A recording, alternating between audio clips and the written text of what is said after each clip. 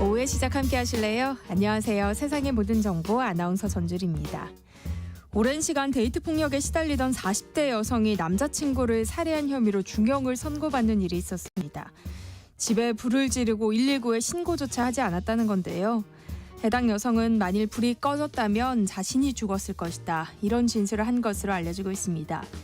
진술이 사실이라면 교제폭력 피해자가 결국 피의자가 돼버리는 건데 이 문제 어떻게 봐야 할까요? 이런 가운데 추석 명절 때마다 급증하는 가정폭력 범죄에 적극적으로 대응해야 한다는 목소리도 나오고 있는데요.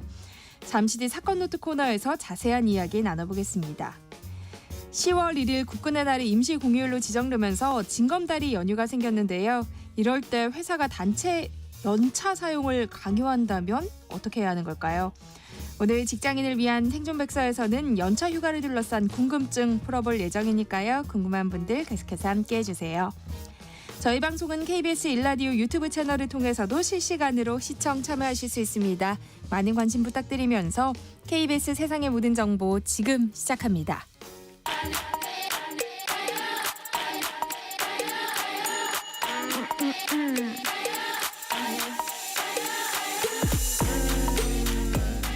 혹시 뉴스 빠뜨리셨나요? 한낮에 전해진 소식들 꼼꼼히 정리해드리겠습니다. 오늘의 뉴스 조현정 시사평론가와 함께합니다. 안녕하세요. 네, 안녕하세요. 네, 윤석열 대통령이 어제 대형마트를 방문해서 추석 물가를 점검하고 가격 안정을 약속했다고요. 네, 서울 도봉구 농협 하나로마트 창동점에 방문했습니다. 이 현장에는 성태윤 대통령실 정책실장, 송미령 농림축산식품부 장관, 강도형 해양수산부 장관 등이 동행을 했고요. 장바구니 물가를 점검하고 시민들 의견을 청취하는 시간을 가졌습니다. 시민들하고 함께 장을 보고 명절 준비는 잘 되고 있는지 이런 것들을 물어보면서 아직도 사과배 가격이 높은데 명절에는 정부 보유비축 물량을 많이 풀어서 가격을 좀 내리고 있으니까 조금만 기다려달라 이렇게 시민들에게 얘기를 하기도 했고요. 또 농협 산지 도매 관계자에게는 배추, 마늘 등 이런 작황과 가격 동향을 듣고 함께 있던 송미령 장관에게 지금부터 이 김장철 전까지 배추 공급 관리를 잘해야 된다 당부를 하기도 했고요. 또 이제 선물 세트 판매 상황도 챙겨봤는데 굴비, 계란 이런 것들을 살펴보면서 또 송 장관에게 명절에 충분히 공급되고 있는지 한 번 더 확인할 것을 주문하기도 했습니다. 네, 지난달 소비자 물가 상승률이 2%대로 떨어졌다고 하지만 체감 물가는 여전히 높다는 이야기가 나와요. 네, 어제 통계청이 발표를 했는데요. 8월 소비자 물가 상승률 2% 기록했습니다. 전달인 7월에 2.6%였는데 그때부터 0.6%포인트나 하락을 한 거예요. 41개월 만에 가장 낮은 수준이고 또 2%가 우리 정부가 잡았던 목표치였기 때문에 거기엔 도달을 한 건데 요인으로는 아무래도 이제 가을 접어들면서 핵과일 출시되기 시작했고 그래서 과일류 가격이 다소 하락했고요. 또 석유류 같은 경우에는 국제유가 하락과 함께 작년에 가격이 워낙 뛰었기 때문에 기저효과라고 할 수 있죠. 상승폭이 오히려 축소가 된 겁니다. 더 오를 수가 없어서요. 반면에 개인 서비스 물가는 3% 뛰었는데 이건 휴가철 영향을 받은 것으로 풀이가 됩니다. 네, 일단 2%라는 숫자만 놓고 보면 정부가 세웠던 물가 안정 목표치에는 맞습니다. 그래서 한국은행이 금리 인하를 고려할 여건에도 들어맞는데 그럼에도 국민들이 피부로 느끼는 물가는 안정과는 좀 거리가 먼 거죠. 먼저 이 채소 가격 상승세가 가파릅니다. 저는 저번에 당근을 하나 봤는데 당근이 한 개에 3,000원인 거예요. 네. 깜짝 놀랐거든요. 한국농수산식품유통공사에 따르면 지난 30일 기준으로 시금치 가격이 100g당 4,110원이었습니다. 전년 동기보다 70% 가까이 올랐고 배추도 만만치 않은 게 한 개에 6,455원인데 지난해보다 12% 올랐어요. 또 무는 한 개에 3,718원, 38.7% 뛴 금액입니다. 아무래도 올여름 날씨가 장마, 태풍, 또 폭염이 너무 기록적이었고 그래서 생육이 부진했다고 해요. 결과적으로 출하량이 줄어들어서 채소 가격이 오르고 있고 또 그동안 가격 인상을 억눌러왔던 가공식품 가격도 앞으로 더 부담이 커질 전망입니다. 일단 오뚜기가 편의점 그 3분 카레 짜장 가격을 200원 올렸고요.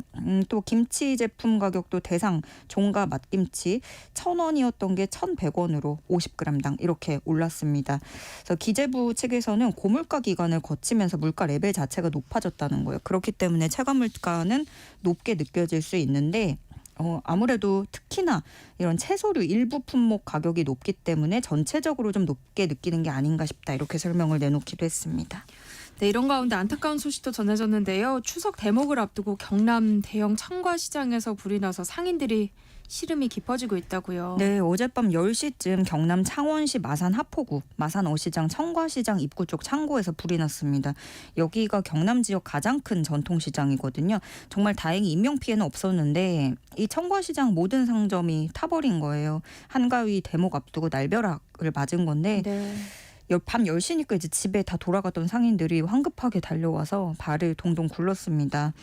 2시간 만에 불을 껐는데 연기가 인근에 있는 27층 높이 오피스텔을 뒤덮을 정도였고 펑하는 폭발음도 이어졌다는 게 목격자들 설명입니다. 청과시장 상점 28곳 가운데 15곳은 절반가량 타버렸고요. 나머지도 일부 불에 탔는데 이제 문제가 상인분들이 이제 대목 앞두고 명절 전에 물건을 많이 준비해 두신 거죠. 네. 많은 과일을 평소보다 더 많이 들여왔는데 망연자실하고 있는 겁니다. 사실 안 타서 남는다고 해도 그거 팔 수는 없는 상태가 그렇죠. 됐거든요. 예, 그래서 상인들 피해가 상당할 것으로 예상됩니다.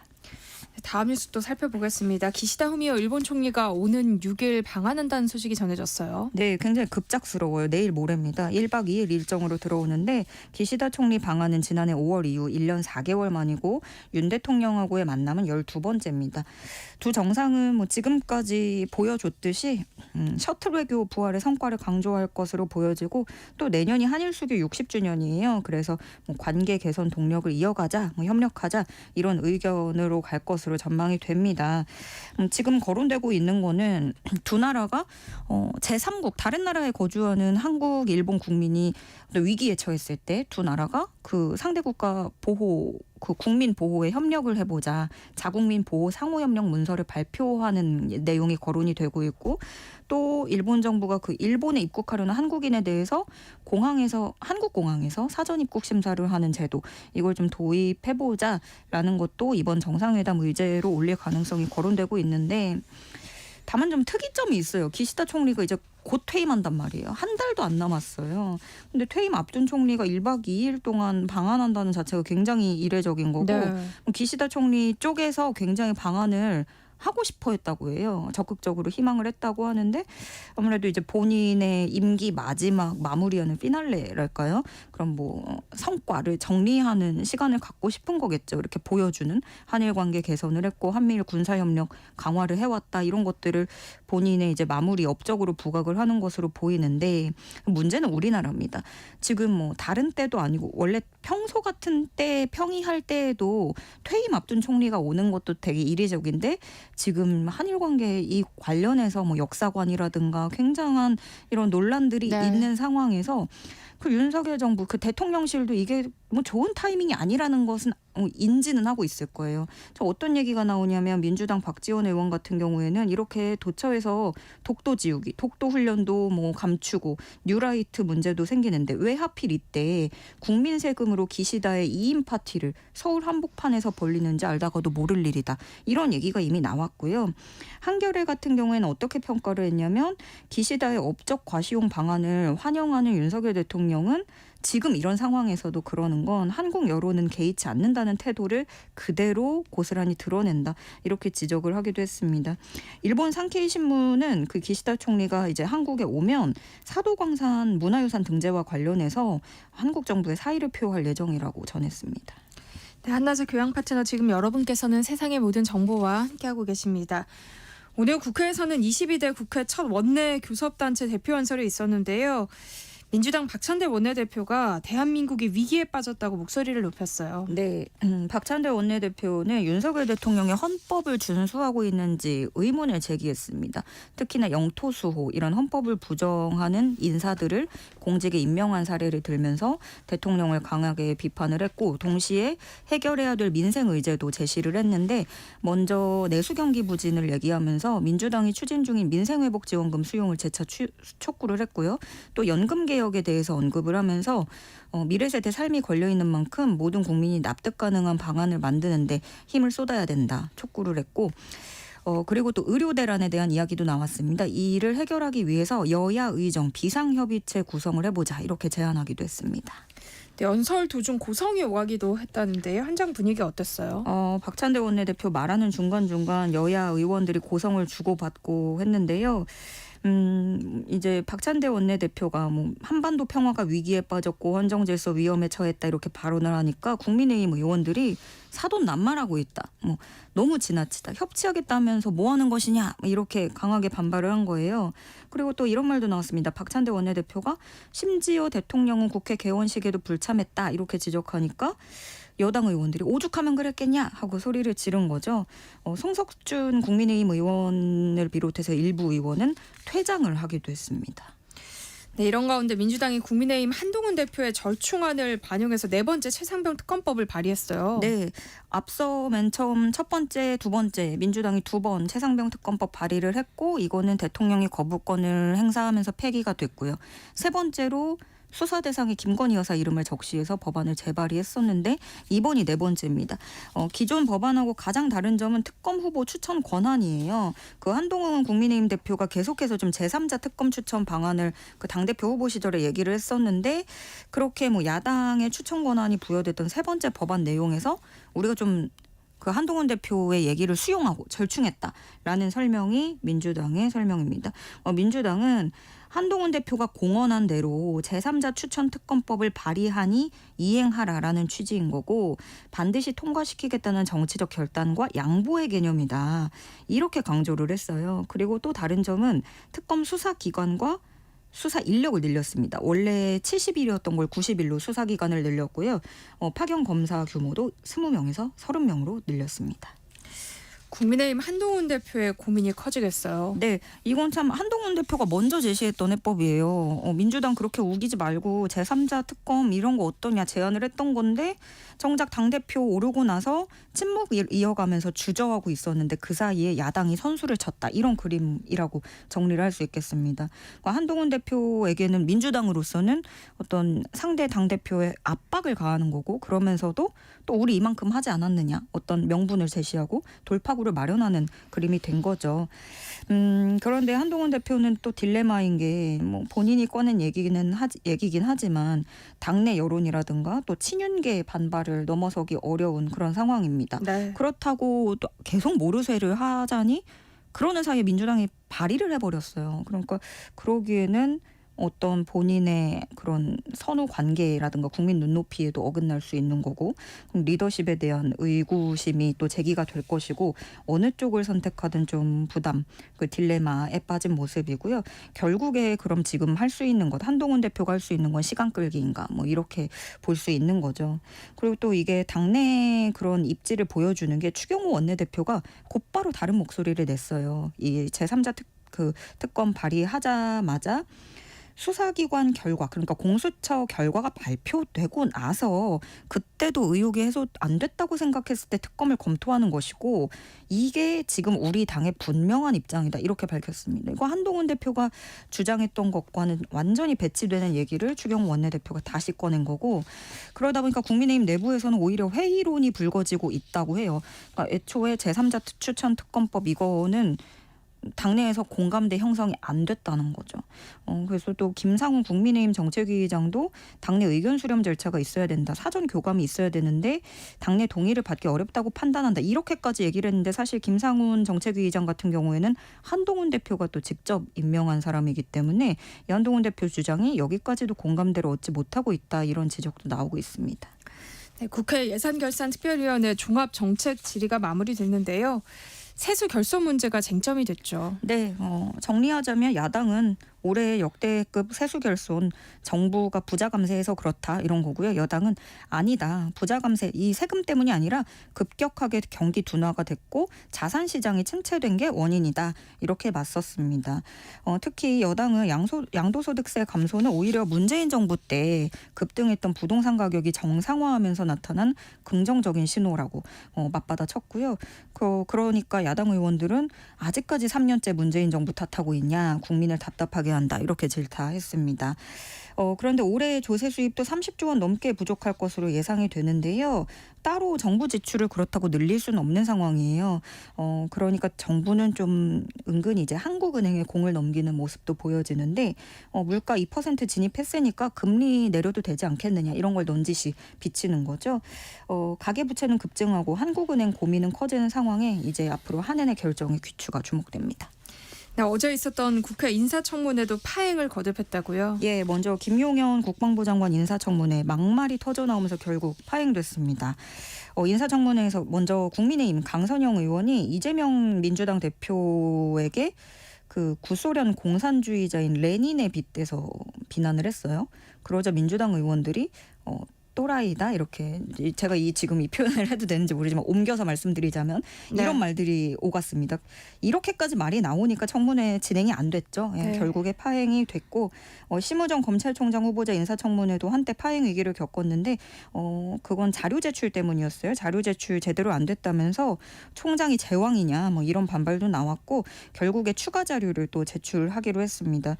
여기서는 이 문재인 전 대통령 관련 수사 놓고 충돌을 했는데 김건희 여사는 가만히 놔두면서 이제 문재인 전 대통령에 대해서는 70대 노모한테 문자 보내고 손자 아이패드까지 입수했다 뭐 이런 얘기가 나왔는데 심우정 후보자는 자신은 보고받지 못해서 잘 알지 못한다 이렇게 얘기를 했고요. 또 김건희 여사 수사에 대해서는 그 김건희 여사 친오빠는 전혀 모르는 사이였다 이렇게 적극 반박하기도 했습니다. 네. 응급실 파행 운영에 대한 우려가 높아지고 있는데요. 119 센터에는 응급실을 찾아달라는 요청이 크게 늘어난 것으로 나타났다고요. 네, 올해 2월부터 최근까지 119 구급상황관리센터에 병원을 찾아달라 하는 구급대들의 요청이 지난해 같은 기간보다 2배 이상 늘어난 것으로 파악이 됐습니다. 어제도 짚어봤지만 그 응급실 11곳에서 이송 거부 당한 2살짜리 아이가 한 달째 의식불명에 빠졌다라는 사연이 알려졌잖아요. 또 지하철 구로역에서 사고가 났을 때도 16시간 동안 병원을 전전했는데 이번에는 또 최근에 어떤 2살 아기가 칼에 손가락이 베였어요. 근데 이게 1차 동네 병원에서 치료를 못 받아서 이 아이가 서울에 사는 아이인데 인천 영종도까지 가서 치료를 받은 사실이 또 알려졌습니다.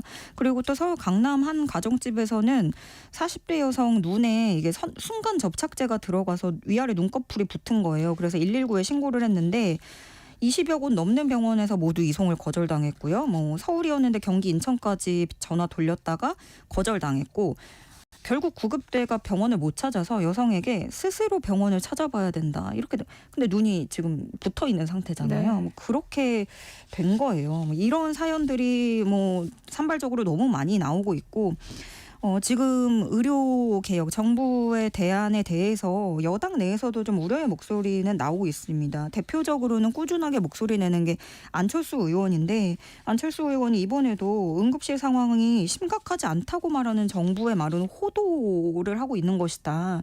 정부 관계자들 응급실에 반나절이라도 있어 보거나 당장 구급차 타봐라. 잘 준비된 현장만 방문하거나 설정 사진 찍고서 문제 없다고 그렇게 대통령실에 보고해서는 안 된다. 강하게 지적을 했어요. 그러자 이제 박민수 복지부 차관이 반박을 합니다. 무슨 근거가 있느냐. 뭐 어려움은 있지만 그렇다고 내일 모레 뭐 모든 의료기관이 붕괴되는 것도 아니고 왜 국민 불안을 가중시키는 표현을 하시는지 이해가 되지 않는다. 그런 표현은 적절하지 않다라고 받아치기도 했습니다. 네, 오늘의 뉴스 여기까지 하겠습니다. 조현정 시사평론가와 함께했습니다. 고맙습니다. 네, 고맙습니다. KBS 일라디오 세상의 모든 정보 함께하고 계신 지금 시각은 12시 39분입니다. 이 시각 교통정보 알아봅니다. 네, 먼저 경부고속도로 서울 쪽인데요. 달래내고개에서 반포까지 8km가량 정체고요. 죽전휴게소 부근에서 서울요금소까지는 5차로가 작업으로 막혀 있습니다. 신갈분기점부터 정체고요.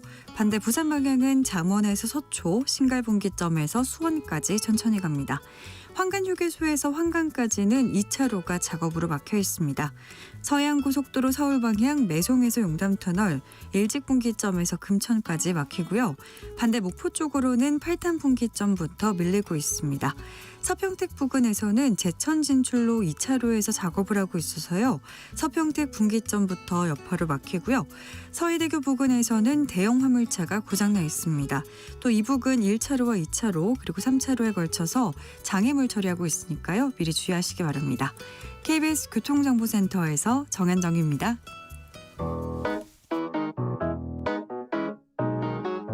세상의 모든 정보는 청취자분들의 관심과 참여를 기다립니다. 방송 들으시면서 궁금한 점이 있거나 의견 공유하고 싶은 분들 계시면 문자 보내주세요. 추첨을 통해 모바일 쿠폰 보내드리겠습니다. 참여하실 번호는 샵 9730이고요. 짧은 문자 50원, 긴 문자 100원의 이용료가 부과됩니다. 콩 게시판을 통해서는 무료로 참여하실 수 있고요. KBS 1라디오 유튜브 채널을 통해서도 실시간으로 시청 참여하실 수 있습니다. 꼭 알아야 할 정보를 알기 쉽게 전달해드리는 세상의 모든 지식. 우리 사회를 들끓게 한 사건을 살펴보는 사건 노트 시간이죠. 배상훈 프로파일러와 함께하겠습니다. 어서 오세요. 안녕하세요.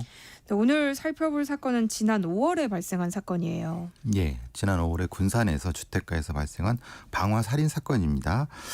이건 명백한 방화 살인 범죄고요. 그런데 이제 이 가해자 피해자 사이의 관계 때문에 조금 논란이라고 할까요? 네. 1심은 이제 그 12년형이 선고가 됐습니다. 그리고 이제 가해자는 42세의 여성이고 피해자는 30대의 남성인데 이 피해자 여기서 가해자가 주장하는 바는 5년 넘게 교제 폭력을 당했다. 상당히 심각한 폭력 상황이었고 범죄 당일날도 술 취한 상태로 상당히 많이 맞은 것 같고 폭력을 당한 것 같고 그래서 이제 불을 질러서 그 이 피해자를 살해했다라고 주장을 하고 있는데 그것 때문에 이제 이게 옛날 생각이 좀 떠오르는 겁니다. 옛날 생각 뭐냐면 기억나실지 모르겠지만 20년 넘게 가정폭력을 당하던 어떤 아내분이 자기 남편을 술 취한 남편을 잔인하게 살해를 했어요. 쇠손까지 하면서. 네. 근데 그분이 말씀하신 게 그겁니다. 저 사람이 지금 깨어나면 내가 죽을 것 같다. 왜냐하면 그 전날도 자기가 심각하게 뼈가 부러질 정도로 맞았기 때문에 그러니까 이걸 어떻게 해야 되나 참 어떻게 보면 상당히 물론 많은 분들이 이건 살인사건 아니냐. 맞습니다. 그런데 가해자와 피해자 사이 관계를 조금은 좀 살펴봐야 될 것이 아닌가라는 것 때문에 지금인 겁니다. 어쨌든 가해자 주장에 의하면 교제폭력 피해자가 지금 가해자가 돼버린 거잖아요. 그렇죠. 예. 정말 이 방법밖에 없었던 건지 좀 안타깝다는 생각이 드네요. 그러니까 본인은 이제 수사관이 이렇게 물었다고 합니다. 불을 끌 수도 있었고 근데 왜 바깥에서 그냥 지켜보기만 했느냐 불이 다 탈 동안. 네. 근데 이제 이런 불이 꺼지면 내가 죽으니까 저 사람이 깨어나면 내가 죽으니까라고 했는데 물론 어떤 분들은 이렇게 생각할 수 있습니다. 살인자를 너무 옹호하는 것이 아니냐. 뭐 그럴 수도 있습니다. 그리고 저도 이 부분에서 논란이 있을 수 있고 생각하시는 분도 있는데 네. 근데 우리 사회에 만연해 있는 교제 폭력에 대한 부분 그리고 법제화가 안 되고 있는 부분 네. 이런 부분에 대해서 조금은 우리가 좀 물론 이 범인을 옹호하자는 얘기는 아니라 한 번쯤은 고민해 봐야 될 것이 아니냐라고 하는 생각도 들어서 네. 그런 사건을 가져와 봤습니다. 논란이 되는 사건입니다. 다르게 생각하시는 분도 있을 수 있습니다. 네, 예. 그러니까 교제폭력 피해자를 이런 사건이 일어나기 전에 구제해내지 못했던 예, 것에 예. 대한 안타까움이 있다는 말씀이신 것 같아요. 근데 요즘 보면 정말 교제폭력, 교제살인 이런 뉴스들이 쏟아지고 있어요. 부쩍 이런 사건이 늘어난 이유는 뭐라고 보세요? 일단 수치만 말씀드리면은 작년에는 교제폭력 신고가 7만 7천 건이 넘습니다. 2020년에 비해서는 무려 그때는 4만 9천이니까 무려 56.7%가 증가를 했고요. 검거된 피해자 역시 55.7%가 늘었고요. 그러니까 작년만 해도 13,000이 넘는 교제폭력 피의자가 입건이 됐습니다. 그러니까 이제 이렇게 말씀하시는 분도 있어요. 결혼을 안 하니까 과거에는 가정폭력이었던 게 이제는 결혼하니까 교제폭력이 된 거 아시냐. 네. 이렇게 말씀하시는 분도 계시고 저도 일정 정도 동의를 하는데 네. 우리가 이제 이 남녀 간의 아닌 이 간의 양성 간의 이 인간관계를 설정하는데 한국 사회가 뭔가 좀 비어 있는 부분이 있지 않느냐. 그러니까 폭력이 아닌 다른 방법으로서의 어떤 인간관계 설정이 뭔가 핀트가 좀 안 맞아 가는 것이 아니냐.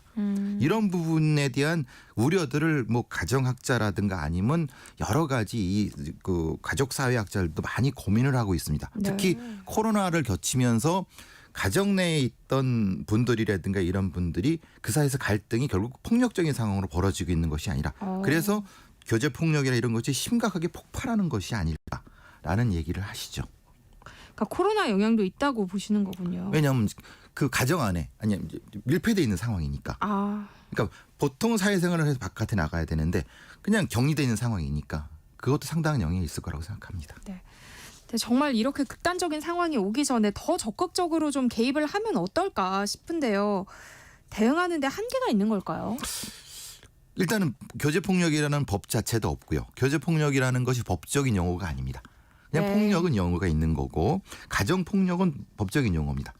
그런데 스토킹도 법적인 용어인데 교제폭력은 아닙니다. 그러니까 실제로 이제 교제 74건의 교제 살인을 봤더니 이전에 거의 반수 이상이 다른 피해가 있었고 네. 그리고 신고된 경우도 거의 4분의 1 정도가 이미 신고돼 있었고 그러니까 뭔가 전조 증상이 계속 있었는데 우리 사회의 어떤 사법당국이라는 개입이 안 됐다고 하는 거죠. 그러니까 폭력이 누적되다 보니까 맞아 죽거나 아니면 반대로 지금 이 건처럼 피해자가 가해자를 공격하거나 이런 형태가 되는 것이 아닐까라는 아쉬움, 안타까움 이런 것이 있고 그래서 이제 흔히 말하는 이제 영국이라든가 호주, 아일랜드 같은 데서는 교제 폭력의 단계인 강압적 통제를 처벌하는 법이 있습니다. 네. 그러니까 말하자면은 카톡 가져와, 뭐 누구 만나지 마 이런 식의 다른 성이 다른 성을 통제하는 것도 처벌하는 법 규정이 있습니다. 그러니까 법이 있어야 사실 뭐 사법당국도 개입을 할 수 있는 거니까요. 그렇죠. 기준이 있어야 되는 네. 건데 일부 나라긴 하지만 이렇게 그것을 기준을 세우는 나라가 있는데 네. 우리는 아직 그런 게 없습니다. 안타깝네요. 가정폭력도 여전합니다. 최근 경기 부천의 한 아파트에서 40대 남성이 아내에게 흉기를 휘두르고 투신하는 사건도 있었어요.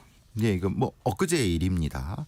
근데 이 아내분은 사실은 뭐 그 크게 위험한 상태는 아니고요. 아마도 이 40대 가장 이 남성분이 아이도 있는데 휘두른 상태에서 본인의 심리 상태가 굉장히 혼란된 상태인 경우가 많습니다. 그러니까 흉기를 휘두르고 자기도 어떻게 할는 상황이 모르니까 죽었다고 생각을 하고 뛰어내렸을 수 있습니다. 네. 그런 경우가 종종 나타나는 심리적 네. 상황이거든요. 이게 다 불행이죠. 그러니까 사건 당시에 자녀들도 집에 있었다면서요. 아이가 둘이 있었다고 합니다. 그러니까 그거를 충격이 꽤 크겠어요. 받겠죠. 네. 이거는 아마 평생 못 잊을 것 같은데 이렇게 여기까지 왔어야 되느냐 이런 아쉬움. 중간에 어떤 다른 것이 있었어야 되는 것이 아니냐라는 생각이 드는 거죠. 이제 추석이 2주도 남지 않았는데요. 근데 이런 명절 기간에 또 가정폭력 범죄가 더 증가한다면서요. 이제 추석 기간, 명절 기간 내 가장 경찰들 이렇게 112 신고가 가장 많은 것이 어떤 집에서 신고가 들어오면 이건 분명히 가정폭력이구나. 그러니까 이제 형제끼리 멱살잡이를 했다건 아니면 이제 신호동서끼리 뭐 갈등이 있다가 뭐가 됐건 그래서 보통은 50% 그러니까 1.5배 정도가 더 늘어난다고 합니다. 신고도 그렇고 그 과정에서 폭력이나 살인까지 가진 않는다 하더라도 심각한 폭력들이 많이 발생해서 실제로 이제 이 경찰들이 요 명절 기간을 사실 근무하기 좀 싫어합니다. 왜냐하면 가서 사실은 화해시켜줘야 되는데 네. 화해가 안 되는 겁니다. 그래서 그 파출소 데리고 오죠. 거기서 또 한바탕 하는 거죠. 그리고 또 최근 딥페이크 성범죄가 수면 위로 떠오르면서 여성들 불안이 커지고 있습니다. 최근 경찰이 일주일 동안 이제 집중 단속에 나섰다고 해요. 그 결과가 어땠어요? 실제로 이 조지오 경찰청장이 국회에 이제 질의를 답하는 과정에서 한 주간 이제 해보니까 120건이 넘고 뭐 기존의 사안까지 합치면 수백 건이 넘는다고 하거든요. 실제로 문제가 이 검거 인원의 75%가 10대라는 겁니다. 10대들이 특별한 범죄 의식 없이 이렇게 한다는 거 굉장히 위험한 부분이고 20대까지 합치면 95%입니다. 네. 그리고 전 세계적으로 우리나라에서 발생하는 딥페이크 범죄의 거의 한 70% 정도가 우리나라에서 발생하는 거기 때문에 이게 참 어떻게 해야 될지 경찰도 난감해하는 상황입니다.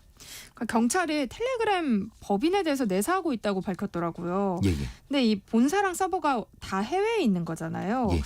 얼마나 실효성이 있을까요? 다행히 어제에 발표한 거 보니까 방통심의위원회의 텔레그램 쪽에서 메일이 왔다고 합니다. 네. 지금 요청한 건 다 삭제했다고 하거든요. 네. 그 이유가 지금 드로프라고 하는 텔레그램 경영자가 프랑스에 잡혀 있습니다. 그러니까 강력한 어떤 유럽의 국가들의 의지를 보이고 한국도 역시 지금 의지를 보이니까 그 내용 중에 뭐 사과 내용이 있다고 하니까 네. 조금 더 합법적으로 이제 압박을 하면은 가능할 것도 같습니다. 근데 지금까지 그렇게 안 했던 거죠. 네. 디지털 성범죄에 대한 또 수사 인력이 너무 부족하다 이런 지적도 계속해서 나오고 있어요. 어느 정도예요? 실제로 이제 범죄 이런 사이버 성범죄 전담 수사팀이 131명밖에 안 됩니다.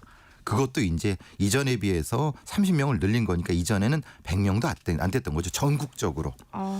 근데 디지털 성범죄는 뭐 몇만 건 이상입니다. 그렇죠. 기하급수적으로 지금 빠르게 늘고 있어요. 예. 그러니까 사실은 전문적인 수사팀에 비해서는 너무 부족한 거예요. 근데 갑자기 또 전문가들을 채용하자니 어렵고 기존의 인력을 활용하자니 점성이 떨어지고 이게 경찰의 지금의 좀 딜레마입니다. 마지막으로 사건 하나 더 살펴보겠습니다. 국민참여재판 도중에 배심원에게 연락한 30대 남성이 위협죄로 재판에 넘겨지는 일이 있었어요. 그러니까 국민의 형사 재판 참여에 대한 그 법이 있습니다. 우리가 미국 영화에서 보는 것처럼 배심원들이 있는데 그 배심원한테 범인이 전화해 갖고 협박하는 영화 같은 상황이 벌어진 거죠, 사실은. 영화에나 볼 법한 사건이죠. 그렇죠. 실제로는 이게 가능한가? 왜냐하면 배심원들의 신원은 보장이 되거든요. 아니, 보장이 안 되면 말이 안 되는 거지 않습니까? 무서워서 참여할 수 없죠. 그렇죠. 근데 이제 국민참여재판에 참여했던 배심원이 일정 정도 이제 이 부분에 대해서 압박을 받았고 전화나 문자 메시지를 받았고 검사한테 이런 부분에 대한 얘기를 하니까 이제 그 당사자를 체포했는데 원래 사건은 22 이전에 이제 경찰관과 승강이를 벌이다가 폭행 사건으로 했던 사건입니다. 그러니까 이 기소된 남성이 경찰관을 폭행한 거군요. 그렇죠. 그 혐의로. 그렇죠. 예, 이렇게 해갖고 그 네. 재판에 넘겨져 갖고 네. 본인은 억울하다는 거죠. 억울하다고 하면서 그 억울하다는 걸 법정에서 얘기를 했어야지 네. 배심원한테 따로 가서 하면 안 되죠. 그건 위협죄가 되죠. 예. 근데 연락처를 어떻게 알아냈을까요? 이게 좀 묘합니다. 이 사람이 그 법원에 주차했던 차에 그 앉는 번호 전화번호 있지 않습니까? 그렇죠. 보통 예, 차량 앞에 보통. 이렇게 연락처 적어놓죠. 근데 보통 여성분들한테 그거 써놓지 말라고 하는데 써놨는데 그걸 일일이 다 전화했나 봅니다. 이 사람이. 법원에 온 차에 대해서. 그러니까 배심원이다라고 딱 안 건 아닌데. 안 건 아닌데 거기에 몇십 개의 차를 다 전화를 건 겁니다. 근데 이 배심원은 이게 법원일 수도 있으니까 전화를 받은 거예요. 네. 왜 오셨어? 그랬더니 배심원하러 왔지 그랬더니 그 배심원? 근데 그 재판은 그거밖에 없거든요. 그 재판밖에 그날 재판이 그것밖에 없었던 거예요. 그러면 확률이 굉장히 높죠. 높죠. 그러니까 이제 얘기를 아까 말씀드린 것처럼 계속 뭐 자기 억울한 것도 얘기하고 문자도 보내고 뭐 얘기를 한 거죠.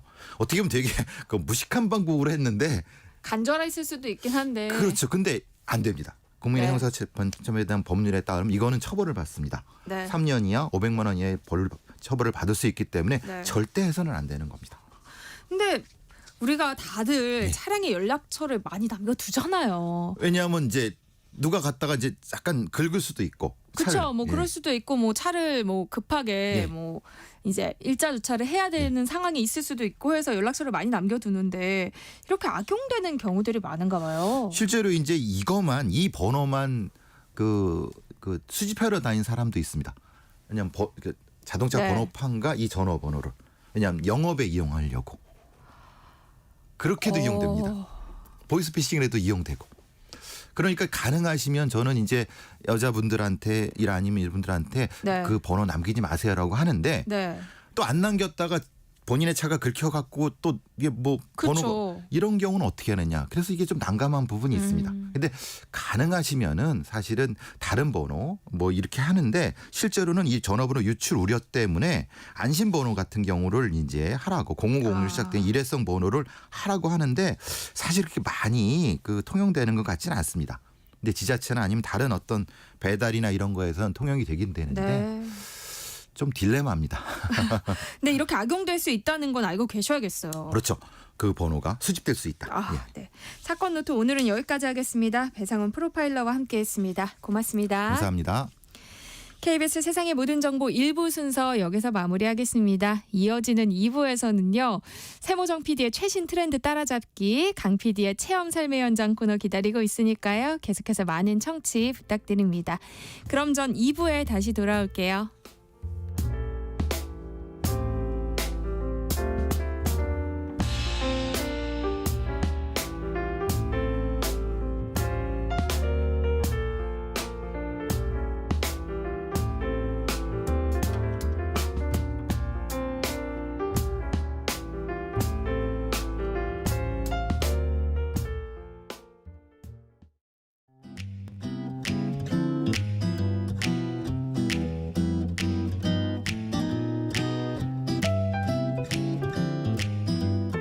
안녕하세요. 바른말 고운말입니다. 어떤 일을 아주 많이 하다 보면 눈을 감고도 할 수 있을 정도로 익숙해지는 경지에 이르기도 합니다. 이런 경우에 쓸 수 있는 표현으로 이골이 나다라는 게 있는데요. 나는 이런 일이라면 이골이 나서 이제 눈 감고도 할 수 있어처럼 말할 수 있겠죠. 이골이란 건 아주 길이 들어서 몸에 푹 밴 버릇이란 뜻의 고유어 명사입니다. 보통 동사 나다나 붓다와 함께 쓰여서 이골이 나다, 이골이 붓다라는 표현으로 많이 쓰입니다. 어떤 일에 완전히 길이 들어서 아주 익숙해진다는 뜻이죠. 원래 이골이 나다는 못이나 삼배를 만드는 작업에서 나온 말이라고 합니다. 실을 만들 때 윗니와 아랫니 사이에 실을 넣고 더 가늘게 쪼개는 일을 하는 과정에서 입술에 피가 나기도 하고 이가 깨지기도 하는데요. 이런 작업을 계속하다 보면 치아에 골이 생겨서 실을 가늘게 쪼개는 일이 조금 수월해진다고 합니다. 바로 여기서 나온 표현이 이골이 나다인 거죠. 못이나 삼배가 이런 고생과 노력 끝에 나온 것임을 생각하면 만드는 분들의 노고가 얼마나 큰 것인지 놀라울 따름입니다. 참고로 익숙하여 몸에 밴 습관 또는 익숙해지도록 잘 익힘을 뜻하는 한자어로 익을 숙자에 익힐 습자를 쓰는 숙습이란 표현도 있다는 것 함께 알아두시면 좋겠습니다. 바른말 고운말 아나운서 변희영이었습니다.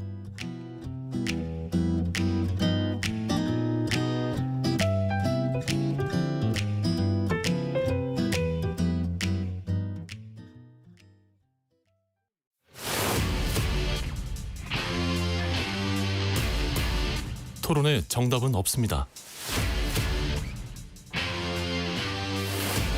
토론이 세상을 바꿀 수도 없습니다. 하지만 질문은 새로운 세상을 만들 수 있습니다. 질문으로 올바른 세상을 만드는 첫걸음. 평일 저녁 7시 20분 KBS 열린 토론.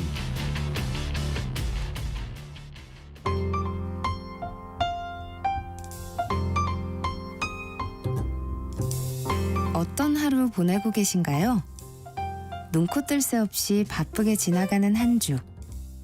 월요일부터 금요일, 매일 밤 10시부터 12시까지는 오롯이 당신만을 위한 시간입니다. 당신을 위한 지식 쉼터. 오늘 밤 일라디오.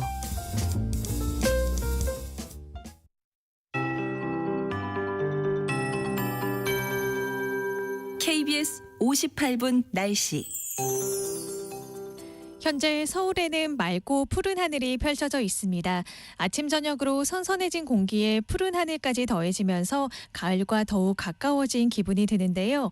하지만 한낮에는 늦더위가 계속되고 있습니다. 일부 전남과 경남 하동에만 발효 중이던 폭염주의보가 일부 경기와 충남, 전북 지역에도 내려졌고요. 당분간 경기 남부와 충청, 남부지방을 중심으로 체감온도가 33도 안팎까지 올라 매우 덥겠습니다. 맑은 하늘 아래 볕도 강하게 내리쬐면서 전국의 자외선 지수도 매우 높게 나타나겠고요. 오늘 한낮 기온 경기도 고양이 34도까지 오르겠고 서울 32도, 대전과 전주, 경남 밀양이 33도로 어제와 비슷하거나 조금 더 높겠습니다. 오늘 전국 하늘에 가끔 구름이 많겠고요. 동풍의 영향으로 제주도에는 오후에 가끔 비가 오는 곳이 있겠습니다. 내일은 중부지방과 제주도에 비가 내리겠고요. 모레 금요일에는 동해안 지역과 제주도에 비가 내리겠고 그 밖에 전국에는 소나기가 오는 곳이 있겠습니다. 비가 오면서 내일은 서울의 낮 기온 28도에 머물겠지만 모레 다시 기온이 올라서 평년 이맘때보다 더운 날씨가 이어지겠습니다. 현재 서울의 기온은 31.5도, 습도는 49%입니다. KBS 58분 날씨 조하늘입니다.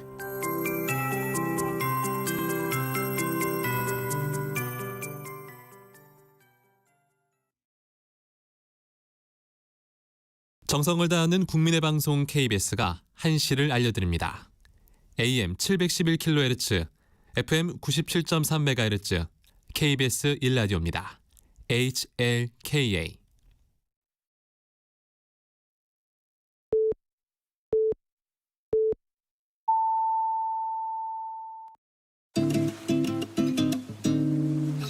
나른한 오후를 책임질 영양 만점 지식 비타민. 세상의 모든 정보.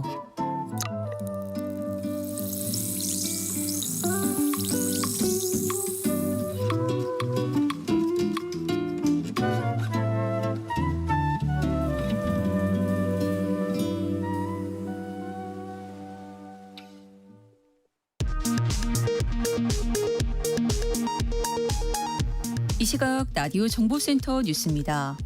더불어민주당 박찬대 원내대표는 오늘 22대 국회 첫 교섭단체 대표연설에서 윤석열 정부 들어 실종된 공정의 가치 회복에 나서야 한다고 강조했습니다. 최근 의료공백 사태와 관련해서는 의료대란 해결을 위한 비상협의체 구성을 제안했습니다. 국민의힘은 더불어민주당 박찬대 원내대표의 원내 교섭단체 대표연설에 대해 대여 정치 공세와 선전, 선동에 치우쳤다고 평가하며 여야 협치 분위기를 깨려는 의도라고 비판했습니다. 내일은 국민의힘 추경호 원내대표가 교섭단체 대표연설을 진행할 예정입니다.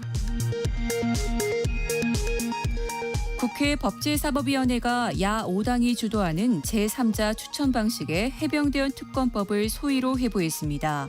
국민의힘 법사위원들은 야당이 일방적인 상정이라고 항의하며 회의에 불참했습니다. 충청 강원 지역의 병원들에 이어 서울 이대 목동병원이 오늘부터 매주 수요일 야간에 응급실 축소 운영에 들어갑니다. 정부는 제한 운영 중인 병원 응급실에 오늘부터 군의관을 투입하기로 했습니다. 한편 환자단체는 응급실 운영 차질로 환자 피해가 커지고 있다며 정부의 대책 마련을 요구했습니다. 지금까지 라디오 정보센터 뉴스 정한나였습니다.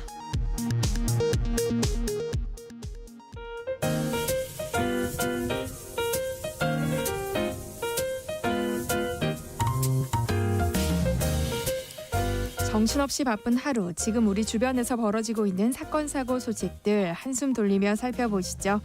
하프타임 뉴스 임선은 뉴스캐스터와 함께합니다. 어서 오세요. 안녕하세요. 어제 경기도 버스노조가 총파업을 예고했다는 소식 전해드렸는데요. 다행히 밤사이 노사협상이 타결되면서 출근길 혼란은 없었어요. 네, 어제 오후 3시부터 열린 양측의 최종 조정회의는 12시간 만인 오늘 새벽 3시나 돼서야 끝났는데요. 자정까지였던 조정기한을 새벽 4시까지 연장해 평행선을 달리던 노사가 극적으로 합의했습니다. 덕분에 오늘 새벽 첫 차부터 예고됐던 파업은 철회됐고 모든 노선 버스는 정상 운행됐는데요. 주요 내용들을 살펴보면 당초 노조 측은 경기 지역 버스기사의 월급이 같은 연차의 서울 버스기사보다 최대 100만 원가량 낮다고 주장하면서 준공영제 노선은 약 12%, 민영제 노선은 약 22% 임금 인상을 요구한 반면 사측은 재정 여건을 이유로 5%대 인상을 제시하면서 팽팽하게 맞섰습니다. 협상 끝에 양측은 준공영제와 민영제 노선 모두 7%씩 임금을 인상하는 것에 합의했습니다.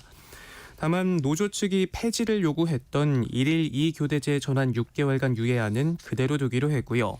단체 협약에 대해선 이견이 있었지만 준공영제 확대 도입에 따라 회사별로 다른 단체 협약 조항을 통일할 필요가 있어 노조 차원의 공동협의체를 구성하는 것을 우선하기로 했습니다. 만약 협상이 결렬됐다면 경기도 전체 버스의 약 90%가 멈춰설 예정이었지만 노사가 합의를 이뤄내면서 다행히 출근길 교통대란은 펴지게 됐습니다. 최근 서울에서 땅꺼짐 사고가 잇따라 발생해 우려가 커지고 있는데요. 이번에 또 싱크홀이 발생했다고요. 네, 지난주는 연희동에서 또 주말 사이 강남과 종로 일대에서 잇따라 땅꺼짐 현상이 발생하더니 며칠이나 지났다고 서울 도심 한복판에서 또 싱크홀이 발생했습니다. 이 정도면 불안해서 돌아다닐 수나 있겠나 싶은데요. 어제 오후 5시쯤 종로구 경복구 인근에서 도로 침하가 발생했습니다. 가로 세로 20cm, 깊이 10cm의 구멍이 생겼는데 구청 측은 급한 대로 안전고깔 등을 세워 해당 차로 차량 통행을 막았고요. 종로구 관계자는 하수관 문제는 없었지만 아직 자세한 원인은 파악하지 못했다며 굴착을 해 조사하고 필요할 경우 보수할 계획이라고 설명했습니다. 네, 이런 땅 꺼짐 현상을 미리 알아챌 수 있는 전조 증상이 있을까요? 네, 싱크홀이 발생하기 전엔 항상 전조 현상이 있다고 하는데요. 차량이 평범한 도로를 지날 때도 마치 방지턱을 넘는 듯이 덜컹거린다면 도로 일부가 꺼졌다는 뜻이라고 하고요. 또 땅 꺼짐 전에 아스팔트에 균열이 생긴다거나 상수도관이 파손되면서 물이 갑자기 위로 올라와 도로를 적신다고 합니다. 차가 지나다 덜컹거리거나 물기가 보이면 주의가 필요하다는 얘기인데요. 또 인도를 걸어갈 때도 폭이 벌어지거나 틈새가 생긴다고 하는데 막대기 같은 걸로 때려보면 북소리 같은 소리가 들린다고 하네요. 만약 이 같은 증상을 발견하면 관할 지자체나 119에 즉시 신고하고 차는 갓길에 대고 복구팀이 올 때까지 차량을 통제한다면 큰 사고를 막을 수 있다고 전문가들은 얘기합니다. 지난 5년간 땅 꺼짐 사고는 모두 957건 발생했는데 해마다 평균 200건 가까이 되고요. 이틀에 거의 한 번꼴로 발생하는 셈인데 시민들의 불안은 커져만 가고 있습니다. 네, 여성가족부가 운영하는 여성폭력 상담 창구 여성 긴급전화가 제작한 카드뉴스가 논란이 되고 있다고요. 네, 여성 긴급전화 충남센터가 제작한 카드뉴스를 두고 논란이 일파만파 퍼지고 있는데요. 딥페이크의 실태란 제목에 교복을 입은 한 남학생이 두 손으로 얼굴을 가리고 고개를 숙이고 있고 뒤에는 여학생들이 휴대전화를 조작하고 있는 그림이 담겼고요. 내 얼굴이 왜 거기서 나와? 라는 문구와 함께 마치 남학생이 딥페이크 영상 피해자로 추정되는 이미지입니다. 카드뉴스를 본 누리꾼들은 피해자를 남학생으로 가해자를 여학생으로 묘사한 일러스트에 대해 문제 삼았는데요. 충남도에 지금 몇 개 학교에 딥페이크가 터졌고 피해자 대부분이 여성인 걸 아는지 모르겠다는 겁니다. 문제 제기를 한 누리꾼들이 현실을 왜곡하고 여성 피해자들의 고통을 경시하는 것으로 비춰질 수 있는 그림이라면서 이런 기관을 믿고 피해자들이 성폭력 상담을 할 수 있겠느냐고 비판하자 센터 측은 관련 게시글을 비공개로 전환했고 충남도청 측도 현재 항의가 많이 들어오고 있다면서 어떻게 게시된 글인지 도청 입장에서 경위를 파악하고 있다고 사퇴 진화에 나섰습니다. 논란이 커지자 센터 측은 공식 SNS에 최근 본 센터에서 게시한 딥페이크 예방 카드 뉴스로 인해 불편함을 느끼신 모든 분께 진심으로 사과드린다며 피해자에 대한 성인지 감수성이 부족했다, 깊은 우려와 책임감을 느낀다고 사과했습니다. 그런데 또 일각에선 여자가 가해자, 남자가 피해자인 사례도 있다면서 피해자가 여학생이고 가해자가 남학생이어야만 성인지 감수성이 풍부한 거냐 같은 불만도 나오는 등 논란이 커지고 있습니다. 네, 이런 가운데 딥페이크 2차 가해 논란도 계속되고 있죠. 네, 범죄를 가볍게 보고 무심코 던지는 한마디가 피해자들에게 또 다른 상처가 될 수 있죠.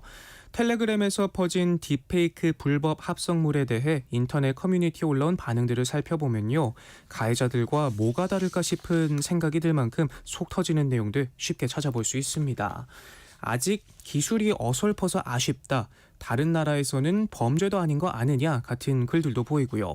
합성 사진과 영상 좀 보는 게 뭐가 문제냐는 식의 게시글들도 보입니다. 관련 기사에 달린 댓글만 봐도요. 피해자를 위로하거나 대책을 마련해야 한다는 내용이 대부분이긴 하지만 여론이 과도하다는 내용부터 피해자를 성희롱하는 표현도 쉽게 볼 수 있는데요.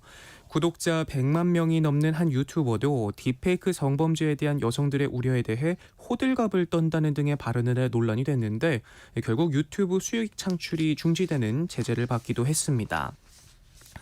경찰에서 만든 딥페이크 성범죄 예방 포스터도 도마 위에 올랐는데요. 울고 있는 피해자가 손가락질 당하는 모습을 그려넣어 마치 피해자 잘못인 것 같은 인상을 준다는 등 지적이 잇따랐고 뒤늦게 홍보물이 삭제되기도 했고요. 이렇게 범죄를 가볍게 보는 인식과 정부의 정교하지 못한 대응이 피해자들에 대한 2차 가해로 이어진다는 지적이 나올 수밖에 없는 이유입니다. 국회에서는 딥페이크 성착취물의 제작과 소지, 단순 시청은 물론이고 2차 가해까지 처벌할 수 있게 법 개정에 나서고 있는데요. 전문가들은 2차 가해에 대한 처벌뿐만 아니라 피해자가 겪을 수 있는 정신적 스트레스에 대한 지원 방안도 같이 논의돼야 한다고 강조하고 있습니다. 네, 정부가 국군의 날인 10월 1일을 임시 공휴일로 지정했는데요. 학교에서는 갑작스러운 휴일에 불만의 목소리가 나온다고요? 네, 아니 어떻게 휴일을 안 반길 수 있나 싶었는데 사정을 들어보니 상황이 참 난감합니다. 중간고사 일정이 다 어그러지면서 곳곳에서 불만이 터져나오고 있는 건데요. 중학교와 고등학교 같은 경우는 10월 첫째 주에 중간고사 일정을 잡았는데 시험이다 보니까 학생들이나 학부모나 민감할 수밖에 없는 상황이죠. 법적으로 학교에서는 한 해 190일 이상 수업을 해야 하는 만큼 시험과 행사 등 1년치 학사 일정을 미리 짜놓는데 갑작스러운 임시공휴일 발표로 조정이 불가피해진 겁니다. 특히 9월 말에서 10월 초에 중간고사를 보고 10월 4일은 자율휴업일로 정해놓는 학교가 상당수라 현장의 혼란이 커졌는데요. 이에 일선 학교들은 긴급회의까지 열고 대응책 마련에 나서는 등 골머리를 앓고 있다고 합니다. 네, 초등학생들이 훔친 킥보드를 고층 아파트 창밖으로 던진 사고가 있었는데요. 범법 소년이라서 처벌도 하지 못한다고요. 네, 이걸 그저 철없는 아이들의 장난으로 볼 수 있나 싶은 생각도 드는데요. 네. 지난달 27일이었습니다. 경기도 김포시의 한 아파트 단지에서 초등학교 2학년과 3학년 학생 3명이 훔친 킥보드를 무려 15층으로 갖고 올라가 창밖으로 집어던졌습니다. 천만다행으로 다친 사람은 없었는데요. 지나는 사람이 없어서 다행이었네요. 네. 그러다 결국 경찰에 붙잡혔는데 학생들이 만 10세 미만 범법 소년이라 형법뿐만 아니라 소년법상 처벌 규정도 적용할 수 없다고 합니다. 경찰 관계자는 훈계 외에는 처벌할 방법이 없는 상황이라면서 부모를 불러 조사한 뒤 사건을 종결할 예정이라고 설명했는데요. 그런데 최근 킥보드 주인이 온라인 커뮤니티에 올린 글을 보니 이 아이들 평소에도 행실이 좋지 않았습니다. 남의 자전거나 킥보드를 훔쳐 타는 건 기본이고 컵라면을 던지고 잦은 다툼에 남의 집 배를 누르고 도망치기도 했다면서 이 아이들이라 처벌이 안 되는 건 알지만 이번 일이 자신감이 돼 더한 짓을 하진 않을까 우려가 된다라고 글을 남겼습니다.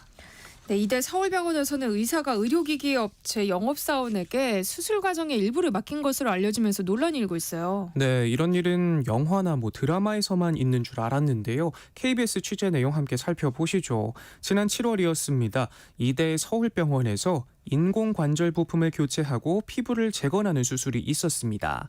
이 피부 재건은 성형외과 교수가 맡았는데 인공관절 부품 교체 과정에서 의혹이 제기됐는데요. 정형외과 의사 대신 의료기기 업체 영업사원이 부품을 교체했다는 겁니다.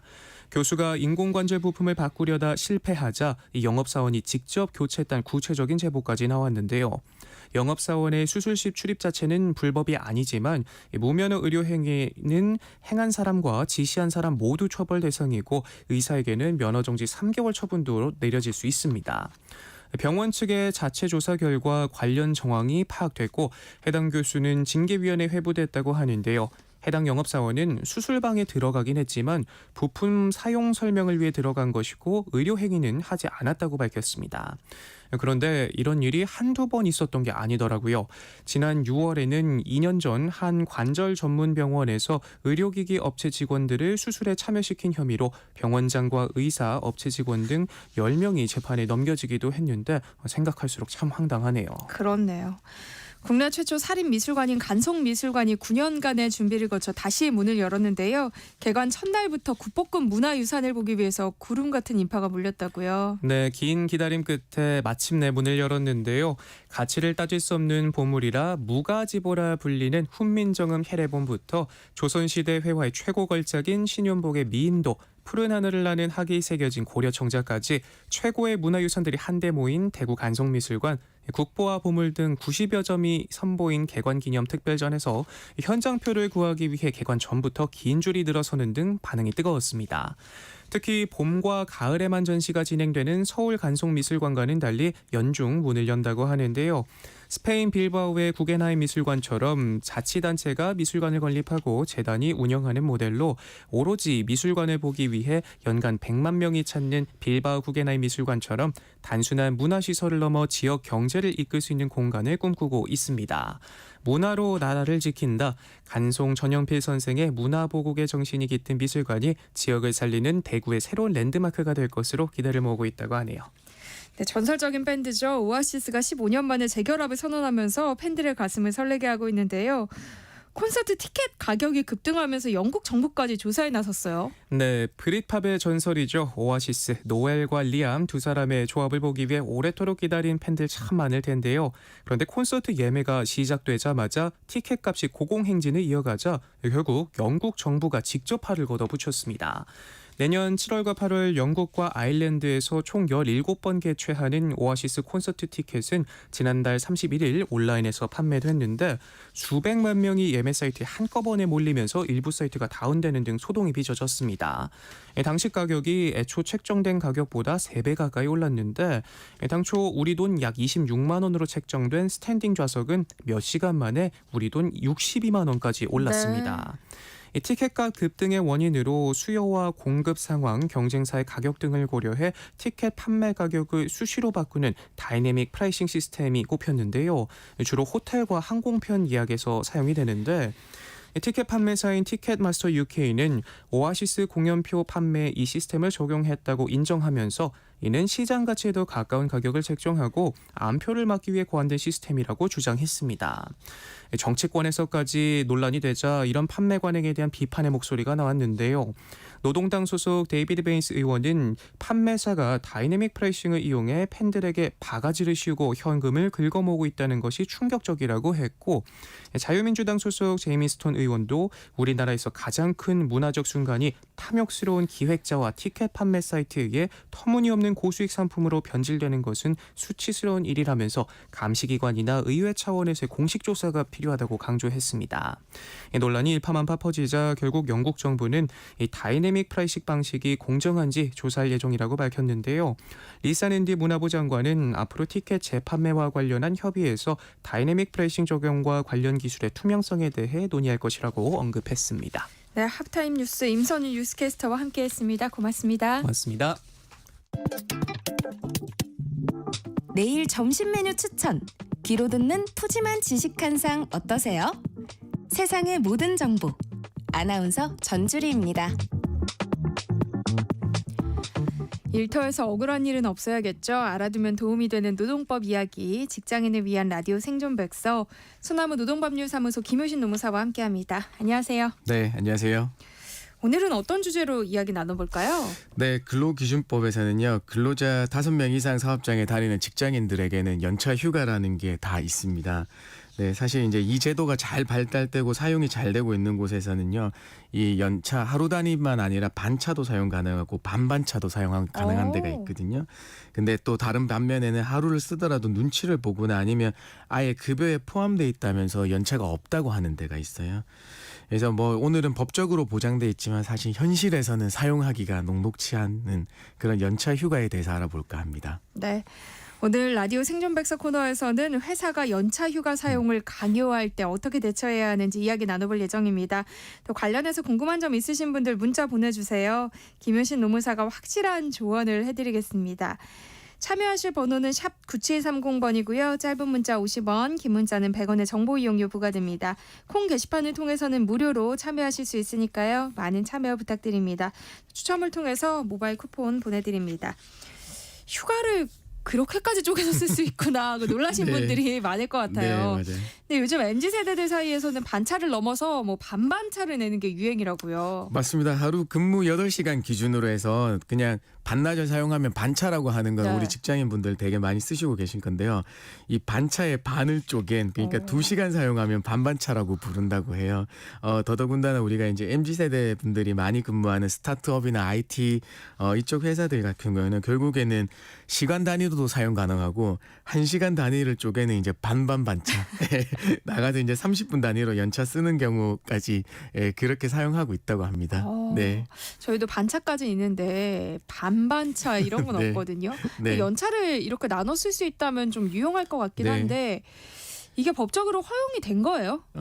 그건 아니에요. 사실 이제 우리 근로기준법에서는요. 연차 휴가를 1일 단위로 규정하고 있어서 원래는 1단위 사용이 원칙이에요. 네. 한 번 사용하면. 그런데 이제 하루를 요즘에는 다 사용하지 말고 이제 반만 사용해도 이제 자기 볼일 보고 할 수 있으니까 이제 반차까지는 허용되어 왔던 건데 이게 더 이제 시간차까지 가니까 요 부분은 우리가 이제 회사가 이제 직원의 사기 진작 차원에서 봐야 될 거고요. 이게 무조건적인 권리라고는 할 수 없습니다.